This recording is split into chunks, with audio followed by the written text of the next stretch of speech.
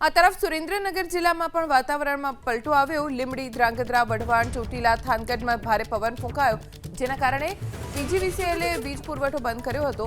મૂળીના સરા, ખંપાળિયા ગામમાં વીજળીના કડાકા સાથે વરસાદ પડ્યો।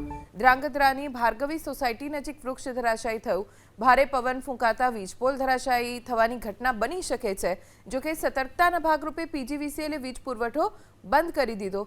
મૂળીના સરા, ખંપાળિયા ગામમાં વીજળીના કડાકા સાથે જાણે ભર ચોમાસે વરસાદ પડે એવો વરસાદ પડ્યો, જેના કારણે નીચાણવાળા કેટલાક વિસ્તારોમાં પાણી ભરાવાની શરૂઆત થઈ। આ તરફ સુરેન્દ્રનગર જિલ્લામાં પણ વાતાવરણમાં પલટો આવ્યો। લીંબડી, ધ્રાંગધ્રા, વઢવાણ, ચોટીલા, થાનગઢમાં ભારે પવન ફૂંકાયો, જેના કારણે પીજીવીસીએલે વીજ પુરવઠો બંધ કર્યો હતો।